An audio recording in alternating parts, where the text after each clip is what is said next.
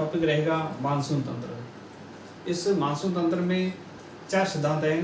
तापीय सिद्धांत जो कि आपके डडले स्टार्म और हेली के द्वारा दिया गया है। दूसरा है विषुवतीय प्रक्षेपण सिद्धांत जो फ्लॉन के द्वारा दिया गया है। ये 2 सिद्धांत यहाँ हम नहीं पढ़ेंगे, सामान्य सिद्धांत है, लगभग सबके पढ़े हुए हैं। और तीसरा सिद्धांत है जेट स्ट्रीम थ्योरी, जिसे जेट धारा सिद्धांत कहते हैं, और इस सिद्धांत का प्रतिपादन करने वाले थे कोटेश्वरम और यीस्ट। और चौथा सिद्धांत है अल्निनो सिद्धांत, जिसे गिलबर्ट वॉकर ने दिया। आज हम पढ़ेंगे जेट स्ट्रीम थ्योरी क्या होती है, इस सब के बारे में पढ़ेंगे। और इस चैनल पर नए हैं तो आप सब्सक्राइब जरूर कीजिएगा, बहुत अच्छी क्लास यहाँ पर चलेगी। पहले हम आज पढ़ेंगे जेट स्ट्रीम थ्योरी। ये दिया गया आपके कोटेश्वरम और यीस्ट के द्वारा। कोटेश्वरम और यीस्ट के द्वारा ये सिद्धांत दिया गया। 2 प्रकार की धाराएं चलती हैं, इसलिए यहाँ से 2 प्रकार की है, पूर्वी जेट धारा और पश्चिमी जेट धारा। पहले हम अध्ययन करेंगे पूर्वी जेट धारा का। क्या है जेट धारा? तो देखिए, इसका सबसे पहले जब 1945 का विश्व चला था, उस टाइम परमाणु बम जब अमेरिका ने गिराया, उसके बाद जब उनके जेट विमान ऊपर से उड़ते हुए वापस अमेरिका जा रहे थे तो बहुत ही तीव्र गति से गए, तो उनको अंदाज़ा नहीं था कि वो इतनी जल्दी वहाँ पर पहुँच जाएंगे।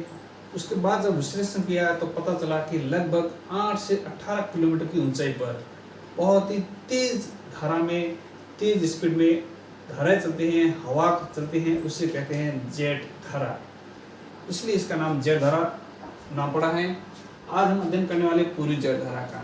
तो देखिए, मानसून से क्या लेना है इनका, वो देखिए 8 से 18 किलोमीटर की ऊंचाई पर चलती हैं। ये आपके यहाँ पर है भूमध्य सागर, यहाँ है भूमध्य सागर। उत्तर भारत के ऊपर से, हिमालय के ऊपर से चलती है पूरी जेट धारा। यहाँ चले हैं आपके जेट धारा, बहुत ही तीव्र गति से चलती है और 8 से 18 किलोमीटर की ऊंचाई पर चलती है।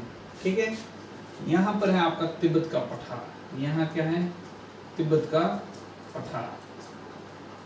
ये जेट धारा आपकी गर्मियों में चलती हैं, ग्रीष्म काल में चलती हैं, तो उस टाइम तिब्बत का पठार क्या होगा? गर्म होगा। ठीक है, तो तिब्बत का पठार गर्म होगा तो यहाँ से आपके पवने, यहाँ के जो स्थानीय पवने वो क्या होगी? ऊपर उठेगी। ठीक है, और जो जेट धारा चलती है उसके साथ जो भूमध्य सागर से स्थानीय पवने, जो सामान्य परितंत्र के जो आपके हवाएं, वो भी साथ में चलेगी। ठीक है, वो भी साथ में चल रही है। तो ये पवनें जब ऊपर उठती हैं, ऊपर से चल रही है जेट धारा, तो दोनों में क्या होता है? टकरार होता है और एक संवहनीय तंत्र का निर्माण हो जाता है यहाँ पे।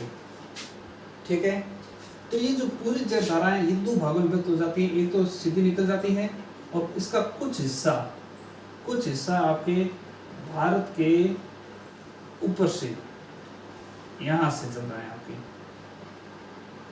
8 से 18 किलोमीटर की ऊंचाई से भारत के ऊपर से चलती है ये धारा। साथ में तिब्बत के पठार से जो स्थानीय पवनें निकली थी वो भी साथ में है, और ये आपके हिंद महासागर में आपके लैंड कर देती है। और जहाँ उतरेगी तो सीधी सी बात है, वहाँ पर हाई प्रेशर का निर्माण होगा। क्या होगा? High pressure. देखिए, जेट धारा चल रही है, इधर से आपके तिब्बत का पठार, गर्मियों के दिन है तो यहाँ पर तिब्बत का पठार गर्म होगा, और पूरे भारत में क्या है? यहाँ पर लो प्रेशर की स्थिति।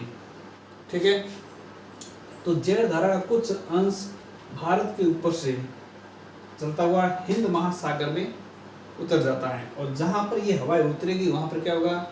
हाई प्रेशर का निर्माण होगा। तो हिंद महासागर में क्या बन गया? अब हाई प्रेशर। अब क्या होगा? भारत में कौन सा काल है अभी?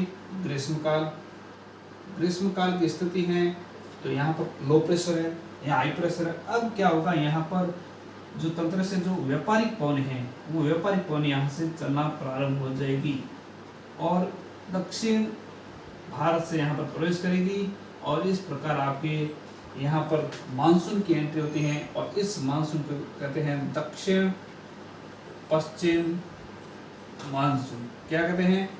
दक्षिण पश्चिम मानसून। ये गर्मियों में आपके एंट्री हो जाती है।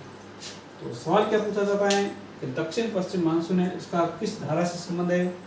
पूर्वी जेट धारा से संबंध है।